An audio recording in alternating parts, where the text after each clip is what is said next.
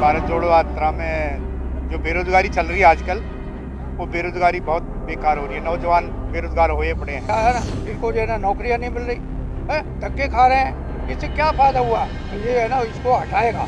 जो गरीब के मुद्दे हैं, जो महिला, जो बेरोजगार उनके मुद्दे हैं, उसको लेकर पैदल चल रहे हैं राहुल गांधी जी के अच्छा काम कर रहे हैं, कहीं ना कहीं वो सबको साथ लेके चलने का काम कर रहे हैं। वही उसमें चले, चाहे उनको प्रधानमंत्री बनना पड़े या ना पड़े, लेकिन वो एक साथ रहने की जो बात कर रहे हैं वो उनके साथ, इसलिए हम खड़े हैं। बिल्कुल हमें उम्मीद है कि श्री राहुल गांधी जी के समक्ष हम अपनी ये डिमांड रखेंगे कि सभी यूपीएससी छात्रों को रिलैक्सेशन के तौर पर एटलीस्ट एक चांस तो मिले, क्योंकि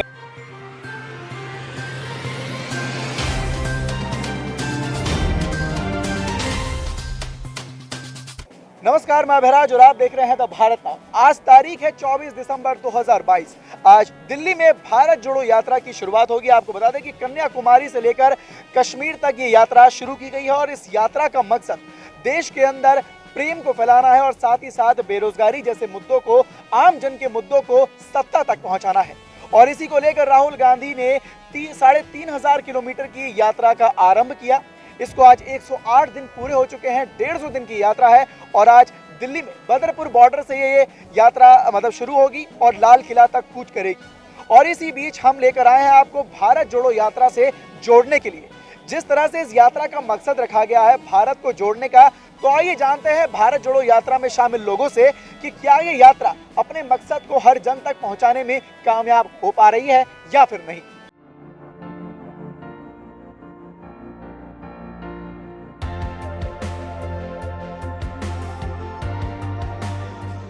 मैं समझता हूं कि भारत जोड़ो में मेनली इनका मुद्दा है कि कांग्रेस को वापस संगठनात्मक तौर से तैयार किया जाए और जो भारत जोड़ो यात्रा का जैसे कि मोटो है भारत जोड़ो नफरत छोड़ो, यानी कि ये बंधुता और साहचर्य का संदेश देती है।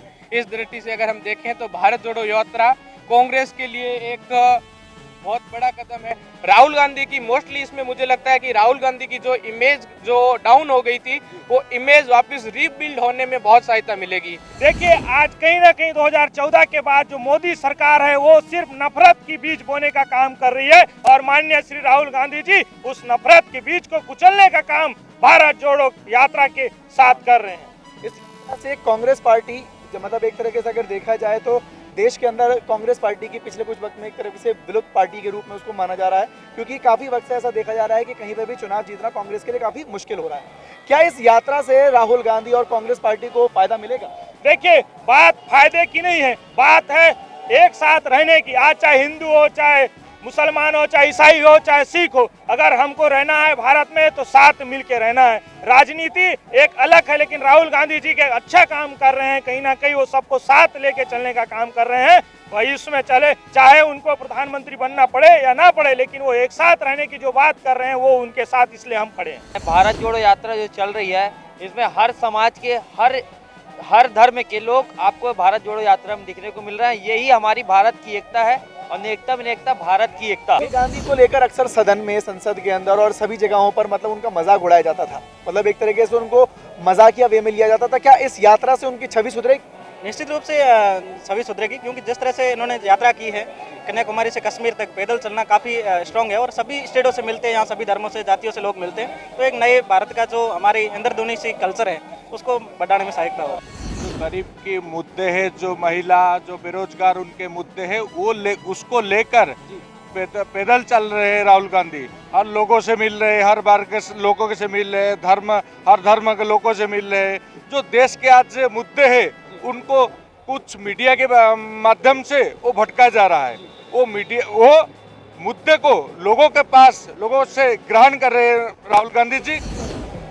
तो राहुल गांधी की भारत जोड़ो यात्रा से सिर्फ एनएसयूआई ही नहीं बल्कि यूपीएससी के एस्पिरेंट्स भी जुड़ रहे हैं, जो यूपीएससी के लिए तैयारी कर रहे हैं और देश के मतलब एक तरीके से प्रशासन का हिस्सा बनने के लिए और देश को एक बेहतर देश बनाने के लिए, और साथ ही साथ आपको बता दें कि एक बेहतर तरीके से चलाने के लिए यही युवा है जो आगे चल के भारत देश को चलाएंगे। तो आइए जानते हैं इनसे कि ये किस मुद्दे को लेकर और किस मांग को लेकर यहाँ पर मौजूद है और इनका भारत जोड़ो यात्रा को लेकर इनकी क्या राय है।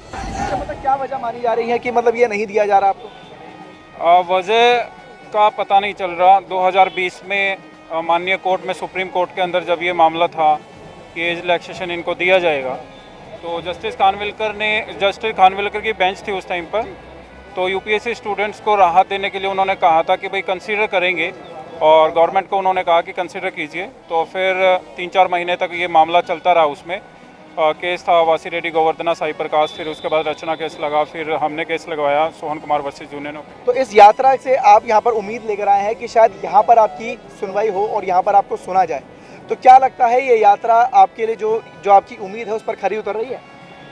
बिल्कुल, हमें उम्मीद है कि श्री राहुल गांधी जी के समक्ष हम अपनी ये डिमांड रखेंगे कि सभी यूपीएससी छात्रों को रिलैक्सेशन के तौर पर एटलीस्ट एक चांस तो मिले, क्योंकि अभी जैसे सर ने बताया, मनोज सर हैं जिन्होंने 4 बार इंटरव्यू दे चुके हैं, तो 4 बार इंटरव्यू देके कभी 4 मार्क्स से रह गए, कभी 10 मार्क्स से, कभी 20 मार्क्स से।